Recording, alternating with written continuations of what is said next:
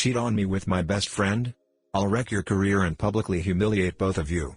Shithead and Sarah have been like family to my wife and I for several years, practically ever since we moved in across the street from them. The four of us were extremely tight. Our kids are the same age as theirs and are all good friends. We were one big family unit. We did dinner together a few times a week. We went on vacations together.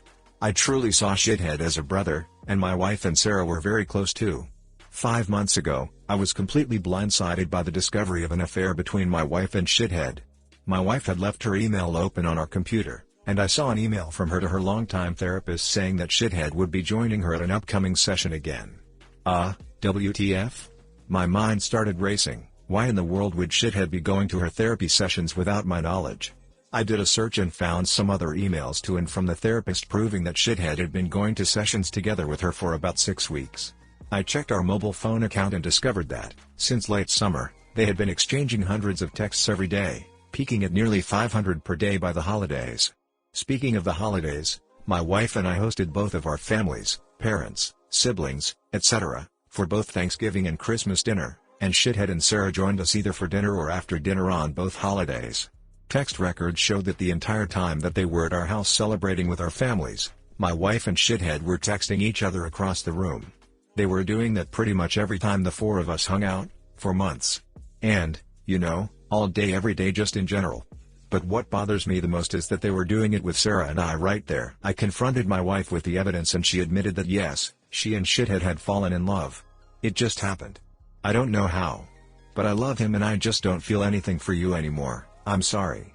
They had gone on a school district trip together, something had happened in her hotel room, and things had moved quickly from there. She explained, as I lay face down on the couch, unable to look at her, that they had already made plans to move out and divorce me and Sarah, and while they didn't plan to move in together immediately because of the kids, they'd probably do so eventually. The meetings with the therapist were supposedly mostly for the purpose of finding a way to break this to me and Sarah as gently as possible, because they were so very concerned for our well-being.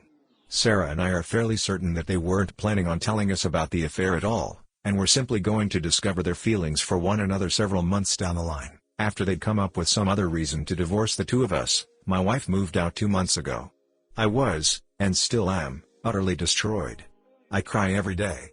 I cried writing the first few paragraphs of this story just now. I worry non-stop about the impact on our kids. But I am also not exactly a shrinking violet when I feel that I've been wronged. And in this case I was, objectively, very wronged. So, a couple of years ago, Shithead ran for a Board of Education seat as a pretty extreme underdog. I helped him with his campaign materials and debate prep, and my wife, a well-known school district employee, this becomes important later, got the word out as best she could. Much to our surprise, he actually won in a squeaker, by just a few dozen votes. Being on the board became the center of Shithead's world. He joined every committee that he could. This turned into the foundation of his affair with my wife, as they were constantly going to school events and meetings together on evenings and weekends. Once I discovered the affair, my thoughts turned pretty quickly to revenge, and it occurred to me that an extramarital affair between a member of the Board of Education and an employee of the school district was at least bad politics and possibly violated district policy. Making things far worse for them was that my wife was in the running for an open administrative position, and everyone knew that she was more or less guaranteed the job and the major pay raise that came with it. She had just finished her master's degree in school administration, at the urging of her principal and the superintendent, so that she could be promoted to this specific position. I had plenty of evidence of the affair, texts from both of them admitting to it, text records showing that they were texting hundreds of times a day, emails to and from the therapist, etc. I considered simply emailing all of the evidence to the board and the superintendent, but felt like I, as the grieving, betrayed spouse, might not be seen as a credible source. So instead, I invented a fictitious furious friend who was planning on showing up to the next board meeting and publicly shaming the two of them for their affair. I told my wife that I'd tried to talk this person down but couldn't guarantee that they wouldn't show up and humiliate them publicly. As I expected, this led Shithead to conclude that the only option was for him to preemptively admit the affair to the board. The superintendent subsequently recommended that Shithead resign, which he did. Sarah said that he was utterly humiliated and crushed, and barely got out of bed for a few days afterward. Once word of the affair and Shithead's resignation started getting around, the superintendent, a longtime friend of both my wife and Shithead, contacted my wife and tearfully informed her that it was no longer politically appropriate for her to be promoted to an administrative position within the district. The position that had been lined up for her was later filled by an outside candidate. This sent waves of confusion and rumor throughout the district, as it was pretty well known that my wife was getting the job. The day after she was informed that she wasn't getting the promotion, my wife and I, despite our crumbling marriage, took our son out to breakfast together on his birthday, and a parent stopped by our table to congratulate her on her new role. She said thanks, then excused herself to go cry in the bathroom for a while. I let the dust settle for a couple of weeks, and then, right before my wife moved out, let them in on my little secret. There was never a furious friend threatening to expose them in the first place. Just me. Word of all of this has gotten around our fairly small town, which shithead grew up in and my wife has worked in for nearly 20 years. My wife refuses to talk to me about how things are at work now, but I've heard from some people I know in the district that her formerly spotless reputation has taken a major hit. Shithead, formerly a gregarious social presence in our neighborhood and at events and pubs in town, has completely gone underground and barely emerges to mow his lawn. He's moving out soon, to a poopy little townhouse which is all he can afford due to all the child support he's going to have to pay his wife. My wife and shithead claim that they plan on trying to make things work together, despite all the public humiliation. I wish them lots of luck with that. I'm sure it will be a lot of fun to show their faces together in town. Answers to some common questions in the comments. Are you and Sarah a thing now? You should totally be a thing, that would be awesome. No. We're friends. We've been incredibly important to each other since this all started and have certainly gotten a lot closer, but not in the way everyone's thinking. This would all be so much harder to deal with if I didn't have her to lean on, and she says she feels the same way about me. We're going through basically the exact same situation with the same players, after all. Shithead hasn't moved out yet. Once he does, we plan to go back to getting the kids together more often like they used to. It'll never be the same, of course. She already does come over with the kids from time to time, but it's just tough with Shithead's constant presence across the street. Didn't your revenge hurt both sets of kids? Not really. Shithead has a day job. The Board of Education was his hobby and his passion, but this didn't affect his income at all. And my wife has been assured that if she wants to pursue an administrative position with another district, she'll have glowing letters of recommendation from her superintendent and principal. It'll mean giving up a lot of work relationships in the process, but given the hit her reputation has taken, I'm guessing she makes the jump sooner rather than later. In the meantime, not moving to an administrative job means that she still has summers off with the kids. Why do you call her your wife instead of your former wife? We're working out way through divorce mediation, but it isn't final yet. Will be soon. Why didn't you notice all of the texting your wife was doing? Well, I did. It was really starting to piss me off. It was excessive. She has a big social circle and does tend to text a lot anyway, but it was really getting over the top, to the point where she was completely ignoring me and the kids. At one point in November I asked her to agree to a no phones at the dinner table rule, which she agreed to reluctantly but then would pout through dinner, and eventually she just started using her phone during dinner again. All that said, I was blind. Not only was the texting getting weird, but her relationship with Shithead was starting to make me uncomfortable. Sarah noticed it too and agreed.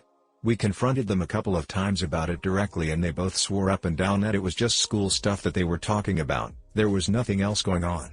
And for whatever reason, we believe them, probably because the mind tends to refuse to see things that it doesn't want to see. Thanks, by the way, for all of the support in the comments. I couldn't reply to everyone, but I did read them all, and I appreciate them, even the brutally honest feedback from people who feel that I did the wrong thing. Posting this and reading all of the responses introduced me to perspectives I hadn't considered about all of this, and reminded me most of all that the anguish I'm dealing with is pretty normal given the situation I'm going through. I had a pretty okay Memorial Day weekend, even though I missed my wife and thought a lot about the things we'd probably be doing as a family. I'm taking my kids camping next weekend and having something like that to look forward to, and plan has me feeling pretty good today. Hi guys, please like, comment, and subscribe if you enjoyed the video. Getting them to press a self-destruct button, outstanding move. Minimum effort, maximum destruction, and didn't even had to get his hands dirty. I respect that. Yeah, this isn't just your average everyday ProRevenge. This is advanced revenge. I dig it. It's still a pretty sad story. A great life for all four of them dissolves because two people make the selfish decision to focus on their own happiness rather than the other person's. I sorta dig it, and mostly I'm just bummed. The real tragedy is the impact something like this has on the kids. Something had happened in her hotel room, well, that's one way to put it. They refuse to tell us what exactly happened. Which tells us all we need to know. Even our child psychologist rolled his eyes at that part of the story. I love you. It's been more than a year since my husband divorced me for someone else. I still cry every day. I will never see justice of any kind for the years I lost loving him. I love you for getting your revenge. Faithless people suck. And they deserve everything they get. I know exactly how you feel and I'm so sorry for what you're going through. I hope it gets better someday. I still have no idea whether it will. I love how you got them to destroy themselves. That's savage level 1000. And the best part is they won't last. Whenever relationships start off like this, it's doomed. Trust is out the window from the first moment because everyone knows if they cheat with you, they'll cheat on you. Eventually they will resent each other when the dust settles and the reality of their new, crappier lives sinks in. They'll miss their old lives and begin to blame each other for messing everything up. Meanwhile, you and FBFW will have moved on and be happier. Yes, you were savage in your revenge and I definitely approve, but your best revenge is yet to come. The best revenge is to live well. Good luck, Hop. You deserve better than these terrible people. Perfect consequences for their actions. I hope you will get therapy. This is a nuclear bomb on your life, and such a horrible betrayal. I know the feeling of looking back at countless happy memories, and realizing they are all tainted. It's horrifying to realize the facility with which someone can lie. It's sociopathic. You have been amazingly strong. You took your son out to a restaurant with her? Hero dad. Seriously, the kids are lucky that you can be so brave for them about dealing with your pain. Thanks. Yep, I'm in therapy. I'm struggling quite a bit emotionally and have dealt with suicidal ideation, insomnia, weight loss, you name it. Staying focused at work has been a real challenge. There's nothing good about this situation.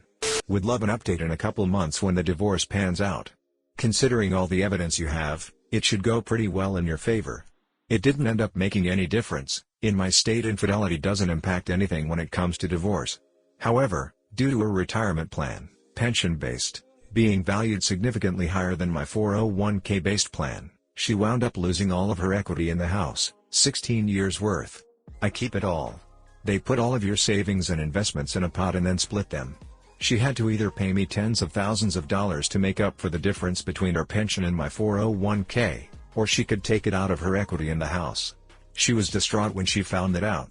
I was pretty stunned too. My 401k is doing very well due to more than generous matching by my employer, but apparently pensions are worth a whole load of dough. This is a really sad story, and one that I hear far too often lately. Always with everyone cheating on each other. I almost feel like I don't even know one normal relationship that is without one or both parties cheating on one another around me. I doubt I will ever want to be in a relationship if this is what I'm looking forward to. I hope you will manage to get through this, and I hope the kids will handle it well. I know when my parents divorced, it tore the whole family apart, and I'm not seeing them anymore at all. Cheating and lying, but also the whole revenge part too.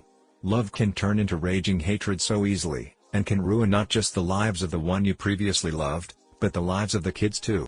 Off topic, but I ducking hate cheating and divorce.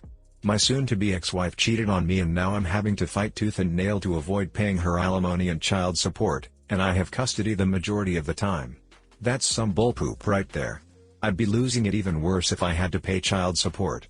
I mean, I get the revenge side, but damaging your wife's earnings will affect your income, so I'm scratching my head as to the logistical sanity of this.